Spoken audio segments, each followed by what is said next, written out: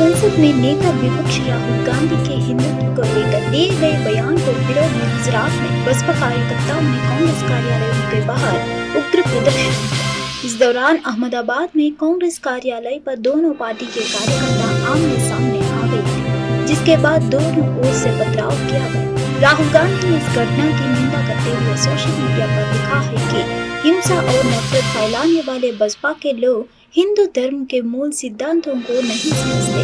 इस घटना को लेकर राहुल गांधी ने सोशल मीडिया पर लिखा, गुजरात कांग्रेस कार्यालय पर हुआ कायरतापूर्ण और हिंसक हमला बसपा और संघ परिवार के बारे में मेरी बात को और पुख्ता करता है। हिंसा और नफरत फैलाने वाले बसपा के लोग हिंदू धर्म के मूल सिद्धांतों को नहीं समझते। गुजरात की जनता उनके झूठ के साथ देख सकती है और बसपा सरकार को निर्णायक सबक सिखाएगी। मैं फिर से कह रहा हूँ कि इंडिया गुजरात में जीतने वाला है। पीएम मोदी आज राज्यसभा में राष्ट्रपति के अभिभाषण पर धन्यवाद प्रस्ताव पर हुई चर्चा का जवाब दे रहे हैं। एक दिन पहले उन्होंने लोकसभा में धन्यवाद प्रस्ताव पर चर्चा का जवाब दिया था। राज्यसभा में प्रधानमंत्री मोदी ने कहा, तीसरी बार मौका मिलना ऐतिहासिक है। संसद ने सदन की गरिमा को बढ़ाया। प्रधानमंत्री मोदी ने कहा, पिछले 2-2.5 दिन में करीब 70% संसद के इस चर्चा में शामिल है। राष्ट्रपति के अभिभाषण को व्याख्यायित करने में आप सभी सांसदों ने जो योगदान दिया है, उसके लिए मैं आप सबका आभार व्यक्त करता हूँ। पीएम मोदी ने कहा, इन चुनावों में हमें देश की जनता की बुद्धिमत्ता पर गर्व होता है।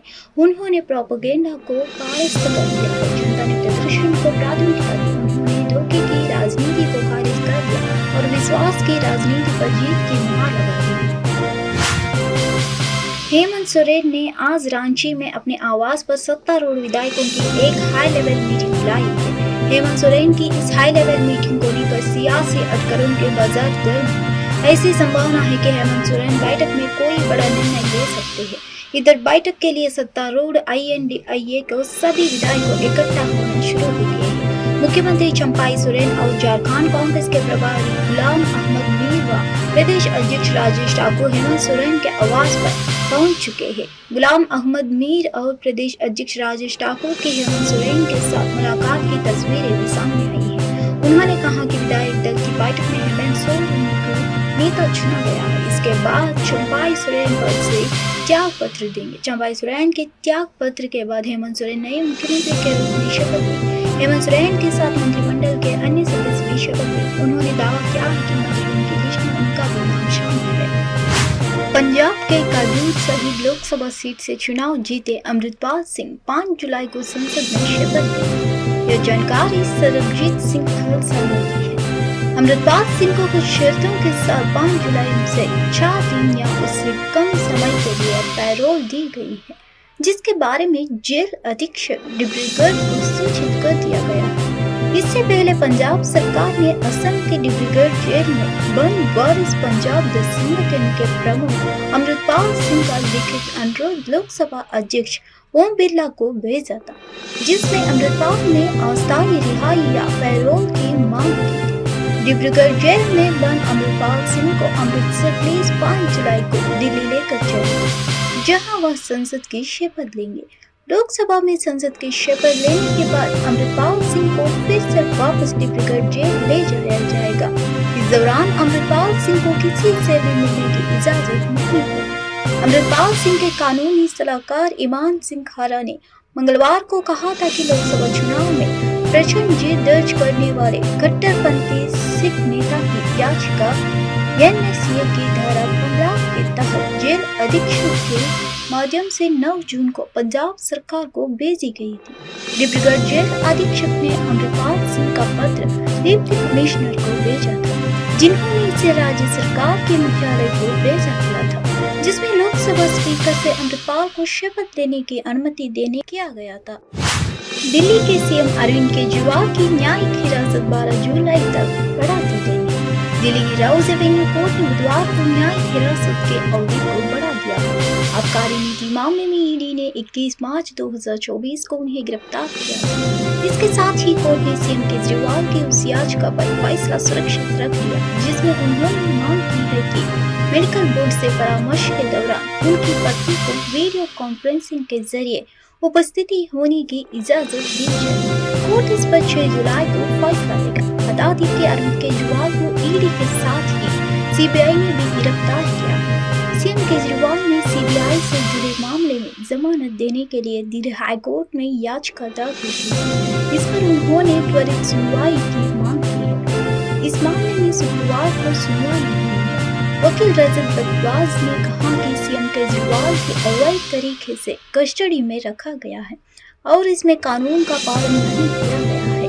वकील द्वारा मामले में गुरुवार को सुनवाई की अपील करने पर जस्टिस मनमोहन ने कहा, पहले जजों को पेपर दे, उसके अगले दिन सुनवाई करेंगे। आपके राष्ट्रीय संयोजक को सीबीआई ने 26 जून को बिहार जेल से गिरफ्तार कर लिया था, जहां वह पहले ही ईडी द्वारा गिरफ्तार किए जाने के बाद से बंद है। केजरीवाल ने सीबीआई द्वारा गिरफ्तार किए जाने को भी चुनौती दी है। यह मामला अभी हाईकोर्ट में लंबित है। कोर्ट ने नोटिस जारी की है और सीबीआई से मामले में जवाब मांगा है। इस मामले में 17 जुलाई को सुनवाई होनी है। दिल्ली के सीएम अरविंद केजरीवाल को ईडी ने 21 मार्च को गिरफ्तार किया था। उन्हें 20 जून को निचली अदालत से जमानत मिल गई थी, लेकिन हाईकोर्ट ने निचली अदालत के फैसले पर रोक लगा दी है।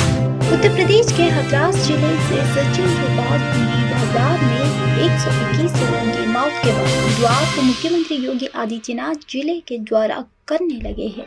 घायलों से मुलाकात के बाद उन्होंने प्रेस कॉन्फ्रेंस की। इस हादसे के पीछे उन्होंने किसी साजिश की आशंका जताई है, साथ ही न्यायिक जांच कराने की बात कही। उन्होंने बताया कि गंभीर घायल लोगों से बातचीत की है। उन्होंने बताया कि हादसा कार्यक्रम के बाद हुआ है। जो सज्जन अपना उपदेश देने आया था, उनकी कथा संपन्न हुई है। जीटी रोड पर उनका काफिला आया तो उन्हें छूने के लिए महिलाओं का दल आगे बढ़ा तो पीछे भीड़ आई है।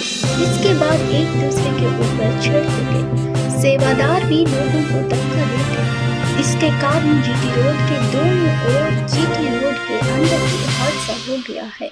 इसका दुखद पहलू यह था कि इस तरह के कार्यक्रम में सेवादार प्रशासन को अंदर घुसने नहीं देते। दुर्घटना होने के दौरान और बाद में सेवादारों ने मामलों को दबाने का प्रयास किया, लेकिन जब प्रशासन ने घायलों को हॉस्पिटल ले जाने की कार्रवाई प्रारंभ की तो सेवादार वहां से भाग गए। इस पूरी घटनाक्रम के लिए हम लोगों ने एडीसी आगरा की अध्यक्षता में एक एसआईटी गठित की है, जिसने अपनी प्रारंभिक रिपोर्ट दी है।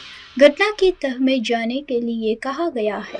हादसे में लोग मरते गए और सेवादार वहां से भाग गए।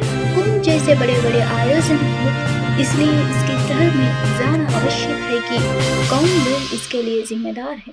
आयोजन की अनुमति के लिए जिन लोगों ने एप्लीकेशन दी थी उनके खिलाफ एफआईआर होती है, फिर पुलिस का दायरा बढ़ता है। इसके लिए जो भी जिम्मेदार होंगे बख्शा नहीं हो जाएगा। केंद्र और राज्य सरकार ने आर्थिक सहायता की घोषणा की है।